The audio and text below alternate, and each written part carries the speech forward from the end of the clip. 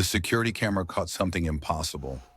A woman standing behind the detective, even though he was completely alone, and her reflection blinked long after he turned away.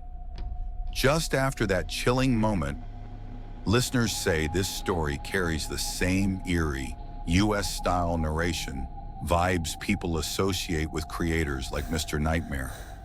Slow, disturbing, and atmospheric, yet completely original. The small American town of Cedar Ridge, Colorado, had reopened a cold case involving the abandoned Oak Valley boarding house, a place whispered about for decades. The lead investigator was Detective Lauren Pierce, calm, logical, analytical. Someone who believed every mystery had a rational explanation. But Oak Valley was different. Locals warned her, if the mirrors start acting strange, leave immediately. Lauren ignored the warnings. The house greeted her with rotten boards and a suffocating coldness. Yet the very first thing she noticed was a mirror in the foyer that looked freshly polished. When she walked past it, her reflection didn't follow immediately. There was a half-second delay, barely noticeable, but deeply wrong. Something inside the house had awakened. Upstairs, in a strangely preserved room, she discovered a leather-bound journal belonging to Mary Elise Caldwell, a woman rumored to be connected to the Bloody Mary legend. The pages held frantic writings about shadows and mirrors, voices behind glass, strange symbols painted to seal the opening. One line was carved so deeply it tore through the page. She does not come when called. She comes when ignored. The same symbol appeared repeatedly, 3 overlapping circles slashed through the center. As Lauren photographed the journal, a whisper slipped through the room, soft, distorted, close. "Look behind you." She froze. The mirror beside her was vibrating, but inside it, the reflection stood perfectly still. Not moving, not breathing, just watching. Over the next week, Lauren analyzed the evidence in her investigation office, but the mirrors around her began reacting to her presence. First subtle movements, then disturbing inconsistencies. One night, as she reviewed footage on her laptop, she noticed the bathroom mirror behind her camera fogging over. Despite the cold room, no steam, no shower, letters formed on the glass. "You opened what should have stayed closed." Lauren rushed to the mirror. No one was there, but her reflection was smiling, and she wasn't. That was the moment she realized the case wasn't historical. Something was actively answering her investigation. Returning to the journal, she found a section titled "Forbidden Names." Most of the names were violently scratched out, but one remained intact. Mary Elise Caldwell. Town archives had erased her completely, but an elderly woman named Agatha Price revealed the truth. Mary wasn't the monster, Mary was the prison. According to Agatha, a ritual long ago trapped a faceless entity inside mirrors across America. People later corrupted the ritual into the Bloody Mary chant, unaware that Mary was the one trying to contain the creature. The children's chant didn't summon Mary, it weakened her. The mirrors around Lauren seemed to react to this revelation, whispering, flickering, watching. When she next returned to Oak Valley, new rooms had mysteriously unlocked themselves.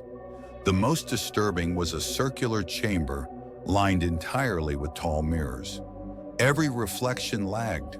Every reflection stared too intensely. In one reflection, a woman in a tattered black dress stood behind her. But when Lauren turned, the room was empty. She recorded footage. When she played it back later, the woman grew closer in each frame, despite Lauren never moving. Something was approaching her through the reflections. A breakthrough came when Lauren accessed a sealed transcript from 1892. It revealed that Mary Elise Caldwell had discovered the creature known as the Red Watcher, a faceless entity feeding on identity and reflection. To contain it, Mary sacrificed herself, becoming trapped inside the mirror realm. The entity wasn't Bloody Mary. It had killed Bloody Mary. Decades of children chanting her name only weakened the seal further.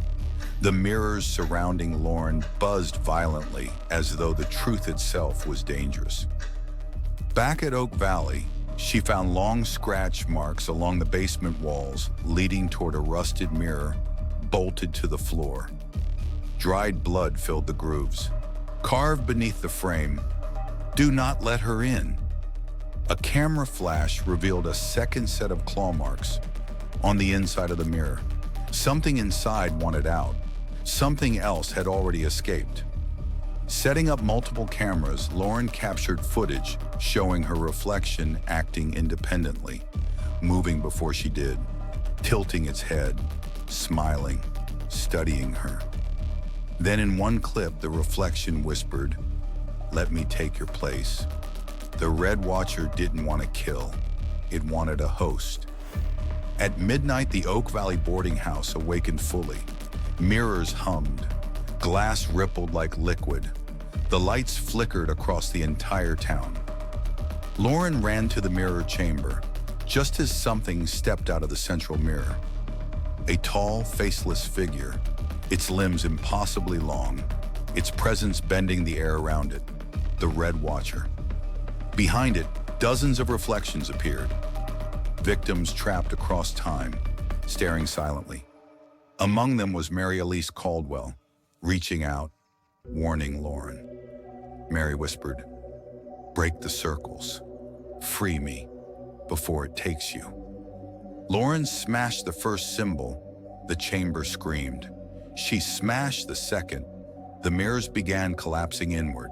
She smashed the third, and Mary fell out of the mirror, trembling but alive. But the Red Watcher was free now too. Barely standing, Mary revealed the truth. Bloody Mary was never a curse. It was a warning, a way to alert me when the creature was escaping. But freeing Mary hadn't fixed anything. Shattered mirrors opened like doorways, revealing movement. Multiple shapes shifting inside the glass. Not just one Red Watcher, a colony. Mary screamed, "Run!" Lauren escaped the collapsing house, reflections clawing at every surface. But when she reached her car, something horrifying appeared in the side mirror. Her reflection wasn't her. It smiled with unfamiliar teeth and whispered, "You didn't break the last seal." Lauren realized the terrible truth. Only one Mary escaped. But which one? Was the woman she freed truly Mary Elise Caldwell? Or the creature wearing her face? The tapes end there. Lauren Pierce vanished a week later. Today, every mirror in Oak Valley remains boarded up. But locals claim that sometimes, late at night, you can see someone standing behind you in the reflection, even when you're completely alone. If you want more terrifying investigations like this, subscribe, turn on the bell, and step into the next mystery. Just don't do it while staring into a mirror.